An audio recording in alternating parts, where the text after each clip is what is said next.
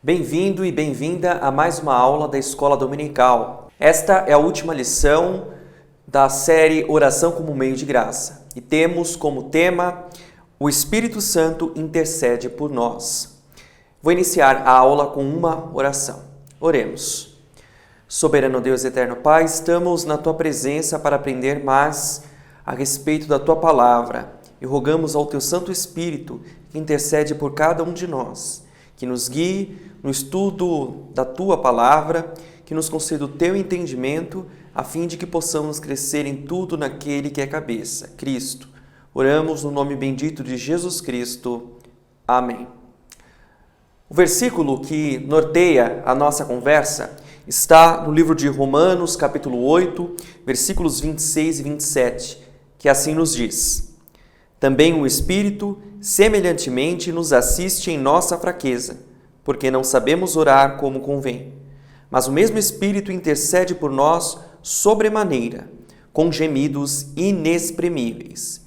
E aquele que sonda os corações sabe qual é a mente do Espírito, porque segundo a vontade de Deus, é Ele que intercede pelos santos. Amém. Palavra de Deus. Esse ensinamento do apóstolo Paulo é muito precioso. E nós vamos ter como um norteador, mas o nosso tema é muito mais amplo, porque fala a respeito do Espírito Santo, uma das pessoas da Trindade, e por isso, nas Escrituras Sagradas, nós encontramos diversas menções sobre a sua obra. O Espírito Santo não é uma força ativa, como ensina algumas heresias, por exemplo, o arianismo, que não reconhecia a divindade de Jesus Cristo e do Espírito Santo. Essas heresias, elas são replicadas em seitas contemporâneas. Mas para nós que observamos a palavra de Deus tanto no Antigo como no Novo Testamento, notamos uma constante atuação do Espírito Santo que se revela pedagogicamente ao longo da história da salvação.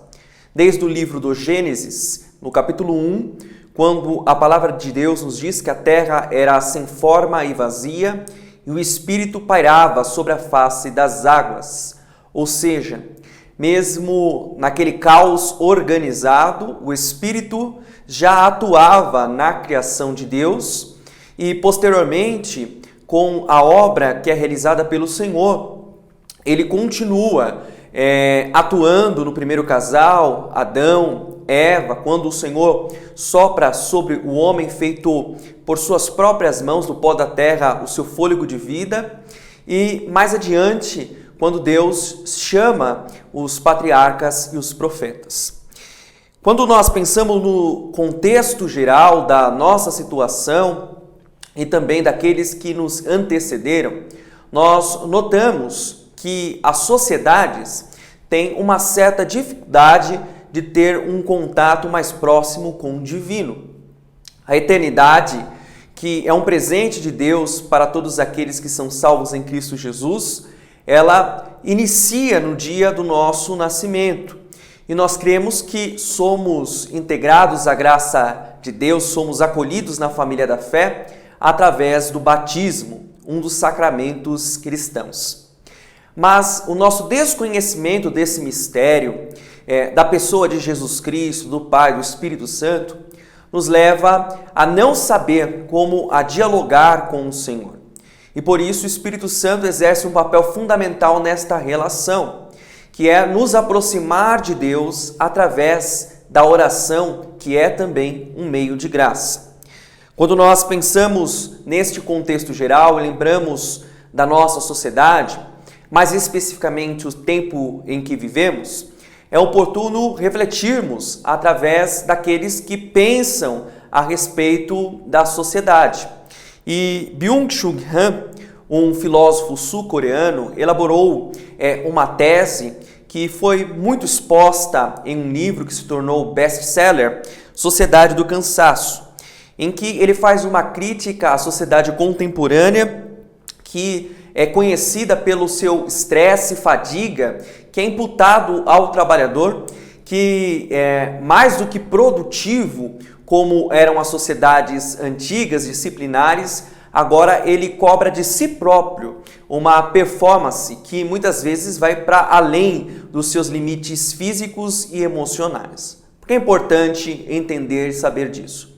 Porque a oração é um contraponto a esta lógica de produção sem medida, e ela vem nos lembrar da nossa necessidade de cultivar a paz, o lazer e o descanso na presença de Deus. Porque o lazer e o descanso se somam à oração. Quem desenvolve este pensamento é o pastor já falecido, Eugene Peterson, que nos diz que uma das tarefas de todo cristão é cultivar uma vida de oração, porque esta vida de oração nos leva a contemplar as belezas da criação.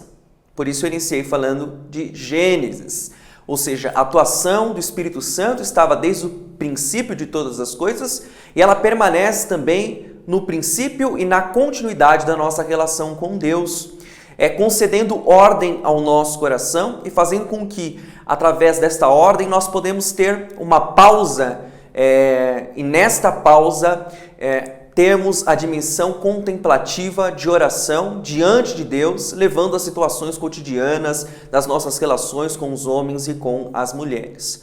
A oração, portanto, também é uma estratégia divina para nos acalmar e nos chamar para si. A oração nunca é ato primeiro, ou seja, nós não oramos para conversar com Deus e receber uma resposta de Deus. A oração é ato segundo. É porque Deus gera em nós o desejo de cultuar a Ele, de adorá-lo, de reconhecer o poder dEle, que nós somos levados pelo Santo Espírito a orar, ou seja, responder a uma ação que foi iniciada por Deus em nossas vidas. E o papel do Espírito Santo, então, é fazer esta mediação pelos méritos de Jesus Cristo ao Pai Celestial. Por isso, quando nós lemos Romanos capítulo 8, nós vemos que o apóstolo Paulo, ele exorta aquela comunidade cristã sobre a fragilidade humana que pôs em risco a criação. Por conta da queda, todo o meio ambiente, os ecossistemas, estão também condicionados à condição humana de pecado. E nós, por nossa ação, muitas vezes degradamos esta criação feita pelo Senhor. A palavra em Romanos nos diz que a terra geme, aguardando a nova criação. E, da mesma forma, essa busca de redenção ocorre no ser humano, quando o Espírito Santo, que habita em nós, intercede pelas nossas vidas e diz a palavra com gemidos inexprimíveis. Ou seja, aquelas palavras que nós não sabemos dizer e apresentar corretamente ao Senhor por conta da nossa condição pecaminosa, elas são substituídas nesta ação intercessória do Espírito Santo. E mais do que isso, nós não sabemos orar como convém, nós não sabemos pedir corretamente aquilo que é bom e agradável para as nossas vidas. Por isso esse papel do Espírito Santo é de nos guiar na verdade de Deus. A palavra do Senhor nos diz que o Senhor deixou uma promessa aos seus discípulos de que o Espírito Santo de Deus, ele daria poder aos servos do Senhor para que eles fossem testemunhas. Está em Atos capítulo 1, versículo 8. Mas recebereis poder ao descer sobre vós o Espírito Santo, e sereis minhas testemunhas tanto em Jerusalém como em toda a Judéia e Samaria e até os confins da terra. Ou seja, só é por meio deste derramar do Espírito Santo que nós temos uma autonomia nos relacionando com Deus para sermos testemunhas do Evangelho. Sem ação divina, sem ação do Espírito Santo em nossas vidas, nós não temos nenhuma propriedade, nenhum domínio de proclamar Jesus Cristo. A palavra de Deus nos diz que essa promessa é feita e quando os discípulos estão no cenáculo orando, intercedendo, ocorre o Pentecostes, o Espírito Santo é derramado sobre a igreja cristã e a partir da autoridade concedida por ele, o apóstolo Pedro prega e muitas vidas se convertem, por volta de 3.000 pessoas, e se integram à igreja cristã. Ou seja, quando a igreja está reunida em oração e o Espírito Santo ele é derramado, é que as pessoas elas passam a ter autoridade de Deus para apregoar o Evangelho. E os feitos maravilhosos que são realizados através dessas pessoas foram todos pela mediação e pelo poder do Espírito Santo. Por isso, o apóstolo Paulo sempre exortou nas suas epístolas as comunidades cristãs a orar no Espírito. Em Efésios, capítulo de número 6, versículo 18, diz a palavra de Deus: com toda oração e súplica, orando em todo tempo no Espírito, e para isto vigiando com toda perseverança e súplica por todos os santos. Ou seja, quando nós lemos as Escrituras Sagradas, especialmente essas cartas que são destinadas às comunidades, nós observamos uma preocupação doutrinária e pastoral do apóstolo Paulo, exortando aqueles crentes a observarem os ensinamentos do Senhor Jesus, sua vida e obra, e principalmente a buscar paz e entendimento entre eles, para que a comunidade pudesse testemunhar o bom nome de Jesus e as situações de contenda pudessem também ser resolvidas. Por isso, orar no Espírito tem este sentido, de que a nossa súplica, o nosso diálogo diante de Deus não seja algo superficial e mecânico, no sentido de colocarmos diante deles aquelas necessidades que são naturais, que são cotidianas, que fazem parte da nossa oração, mas que de modo nenhum podem refletir o nosso orgulho, a nossa pecaminosidade, ou seja, quando nós oramos com espírito de vingança ou de concorrência ou desejando o mal para o outro, isso não é correto diante de Deus. E por isso o apóstolo Paulo exorta as comunidades cristãs a orar no Espírito, crendo tanto nesta mediação que é de guiamento e de capacitação, quanto na necessidade humana de ter o Espírito Santo habitando em cada um de nós, para que nós possamos de fato ser guiados pelo poder de Deus.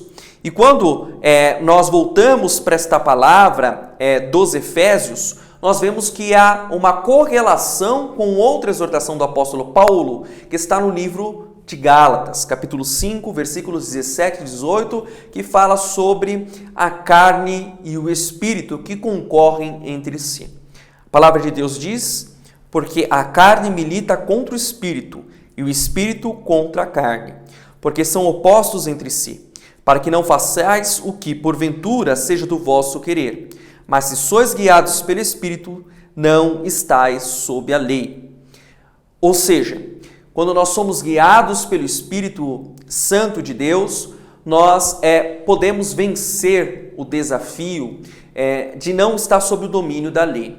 E por que o apóstolo Paulo faz esta exortação? Porque a Torá, o conjunto dos primeiros livros do Antigo Testamento, Gênesis, Êxodo, Levítico, Números e Deuteronômio, contém a lei do Senhor, que foi revelada ao profeta Moisés, e tinha vários preceitos para a conduta cotidiana do povo, éticos e morais. O mais conhecido da lei, certamente, são os 10 mandamentos. E quando nós o lemos, nós somos exortados pelo Espírito Santo para uma vida de santidade e obediência diante de Deus, e assim desejamos pela obra que o Senhor operou em nós. Mas, ao mesmo tempo, nós sabemos, através do ministério de Jesus e de suas palavras, que é impossível para o ser humano cumprir toda a lei. Cito como exemplo quando os 10 mandamentos nos dizem que nós não podemos dar falso testemunho, não podemos adorar a outro Deus senão o nosso Senhor. Tudo isso tem uma diretriz objetiva, mas também há uma dimensão subjetiva.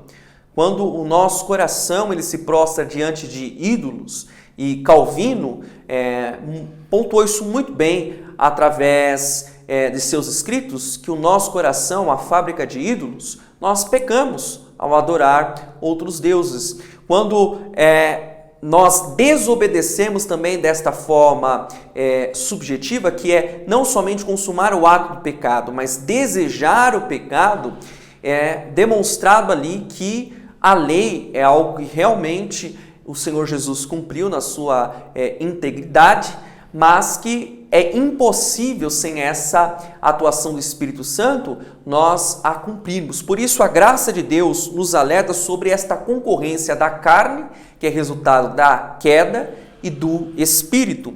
E que por meio deste Espírito de Deus que atua em nós conseguimos, com a ajuda de Deus, ser guiados pelo Espírito Santo. Seguindo, na nossa aula é importante nós também entendermos o seguinte com relação à oração. Nós todos estamos em um contínuo processo de alfabetização da oração. E o Espírito Santo é o nosso professor por excelência nessa jornada.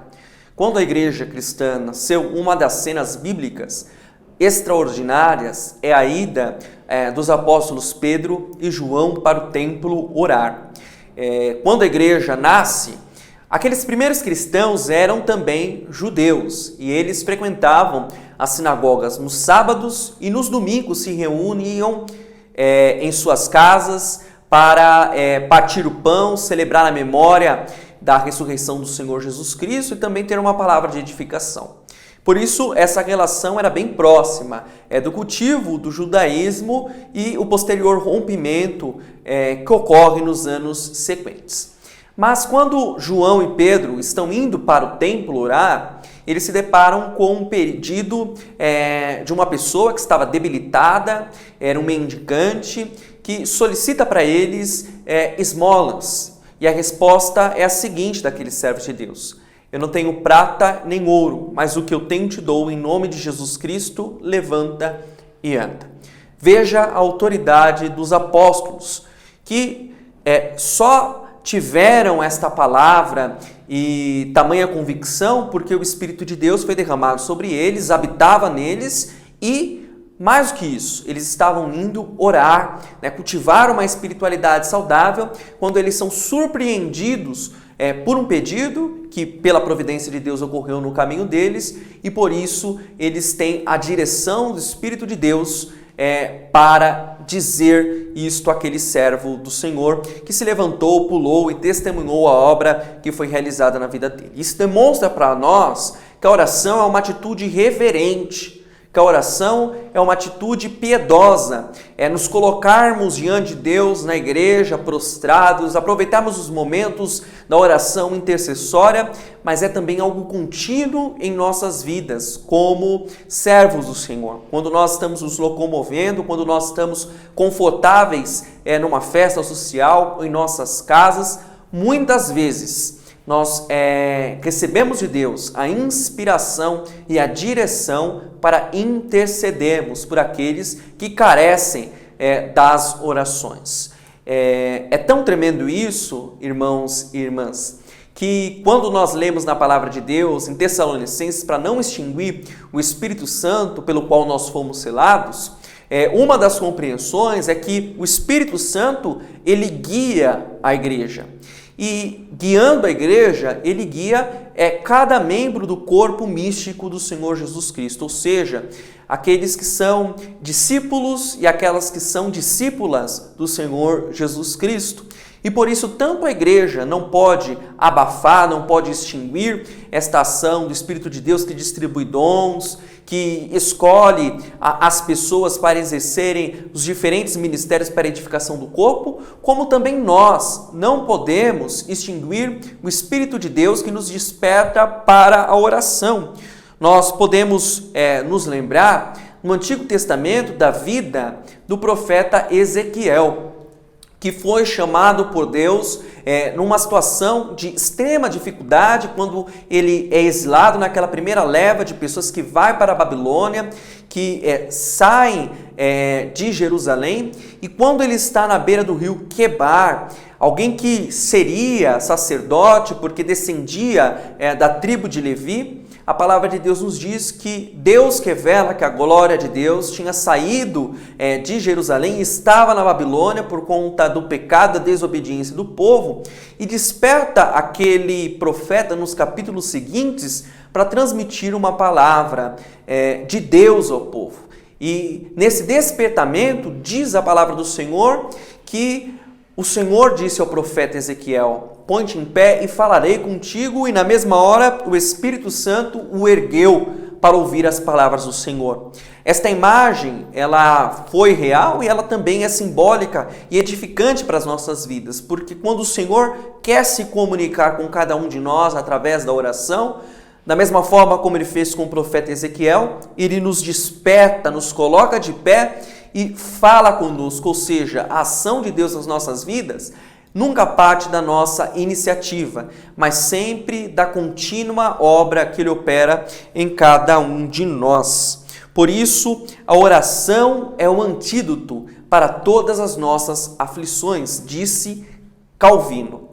Quando nós passamos por alguma dificuldade em nossas vidas, nós temos a tendência de levar todos esses anseios e preocupações diante de Deus.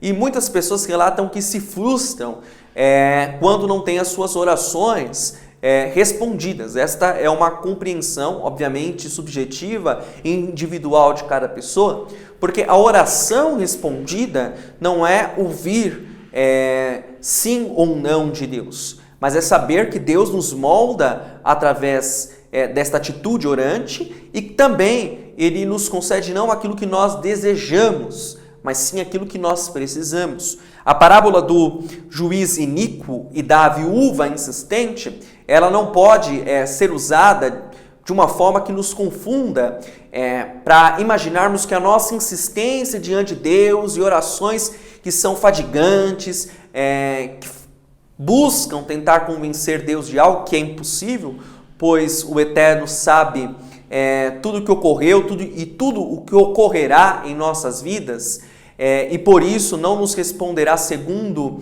o desejo do nosso coração estritamente, mas sempre com a sua soberana vontade.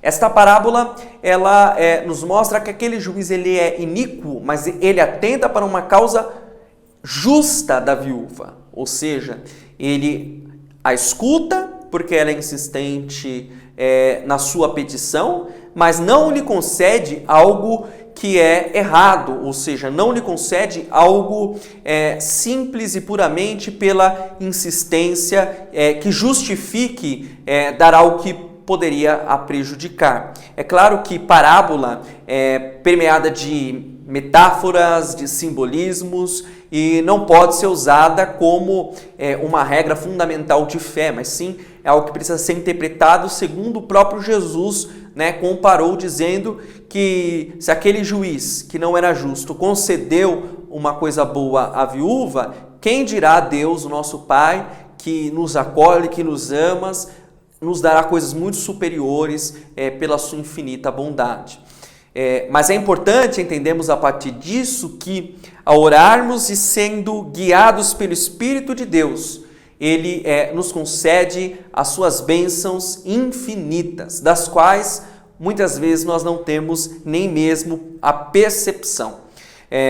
Quando nós olhamos, por exemplo, para as Escrituras Sagradas, nós vemos que isto ocorreu através da vida e da obra do apóstolo Paulo. Quando ele tem um encontro com o Senhor se revela para ele no caminho de Damasco, Deus também levanta um servo dele para interceder pelo apóstolo Paulo. E Ananias é o nome desta pessoa, temeu, posteriormente, sendo guiado por Deus, ir ao encontro de Paulo, para pregar o evangelho para ele, para orar por ele, após a cegueira que ele teve, porque ele era um perseguidor da igreja. Mas veja que interessante, antes de Deus enviar Ananias, Deus o instrui a oração.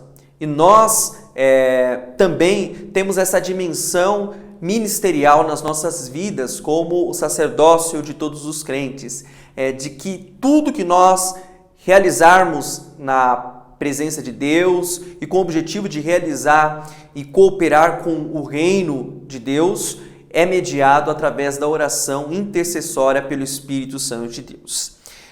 O Espírito Santo também nos ajuda a superarmos alguns enganos muito comuns. Por exemplo, há um tipo de teologia que ensina a intercessão dos santos, que seriam aquelas pessoas de reputação ilibada, de um testemunho muito bonito, inspirado no Evangelho, e que foram elevadas às santidades por igrejas que interpretam desta forma.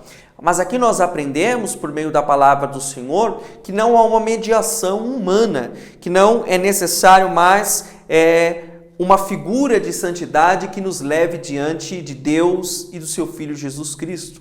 É o Espírito Santo que realiza essa mediação e, portanto, nós podemos ter a certeza e a convicção que não há uma falha na mensagem enviada, porque como o próprio texto de Deus, da palavra do Senhor nos diz, esse Espírito Santo, ele intercede por nós com gemidos inexprimíveis, ou seja, com palavras que são superiores, que são melhores, que são mais ajustadas do que aquelas que nós apresentamos diante de Deus.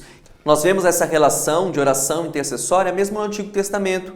Por exemplo, a história de Ana, que quando foi à tenda da congregação orar, diante do sacerdote Eli, foi confundida com uma mulher embriagada. A palavra de Deus nos diz que ela orava e não pronunciava palavras audíveis, apenas os seus lábios se mexiam, e aquele sacerdote que tinha a função de receber as oferendas e apresentá-las diante do altar do Senhor, vê aquele gesto como de uma mulher que não está em si, a repreende.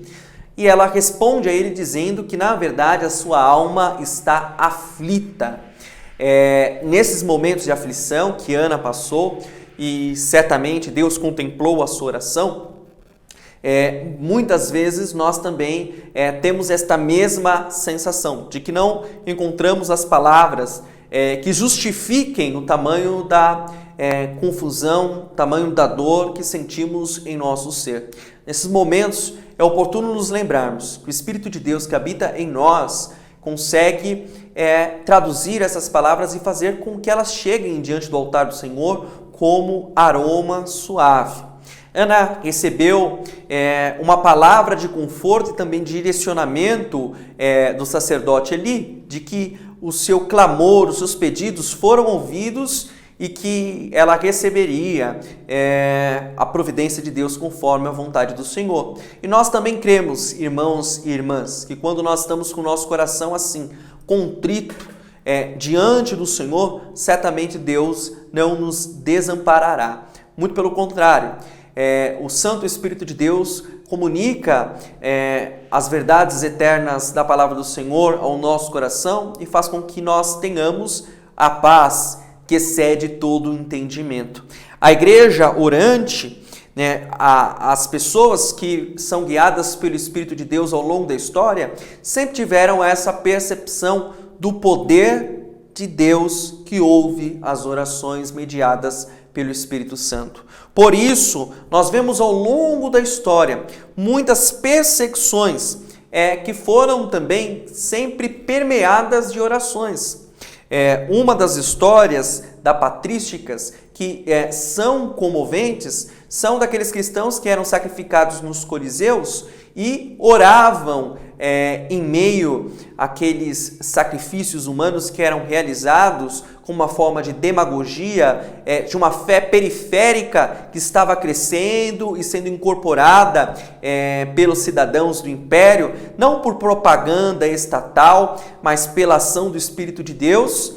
Aqueles cristãos ali no Coliseu intercediam pelas suas vidas e principalmente por aqueles que ficavam, para que eles testemunhassem um bom nome. O maior exemplo disso está na própria Escritura Sagrada, o diácono Estevão, que ao ser apedrejado foi o primeiro mártir cristão e a palavra de Deus nos diz que ele ora, ele intercede por aquelas pessoas que o perseguem e vê os céus abertos e Jesus Cristo se levantando e acolhendo aquele clamor. Esta ação de Estevão, de orar por aqueles que o perseguiam, nos demonstra como o Espírito Santo nos humaniza quando nós oramos. Orar por aqueles que nos perseguem é extremamente desafiador.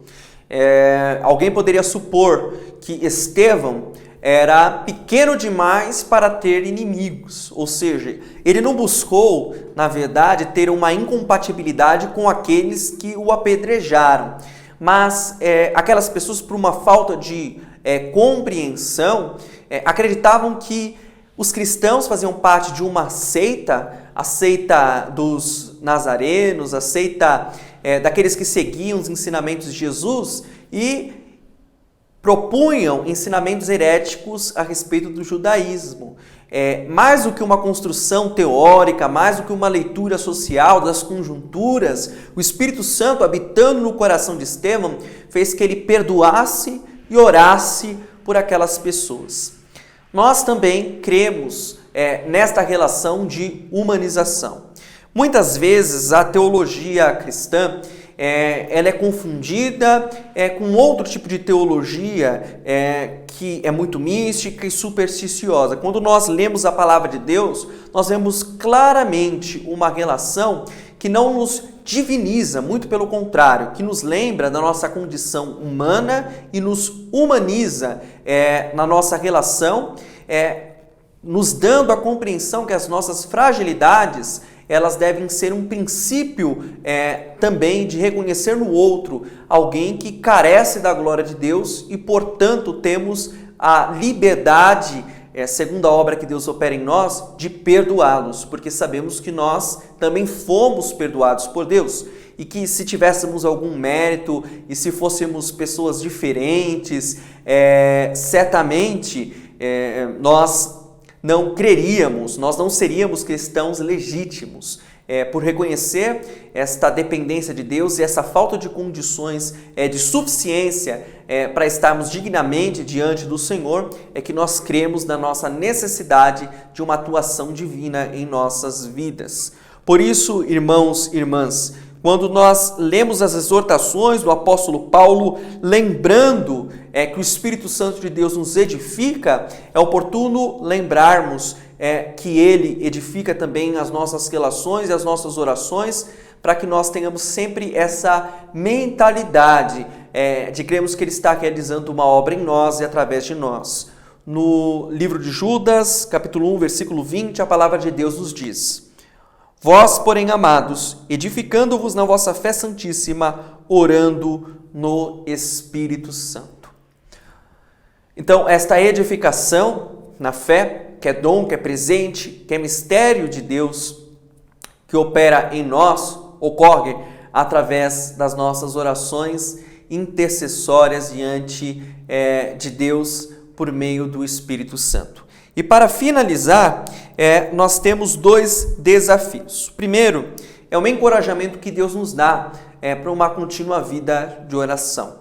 Que esta vida de oração não seja uma vida comercial, no sentido de nos tornarmos clientes de Deus e pensarmos ou imaginarmos a oração como uma loja, onde nós escolhemos o que nós queremos e a oração seria então um pagamento para que o Senhor nos concedesse esses presentes que nós desejamos. Não.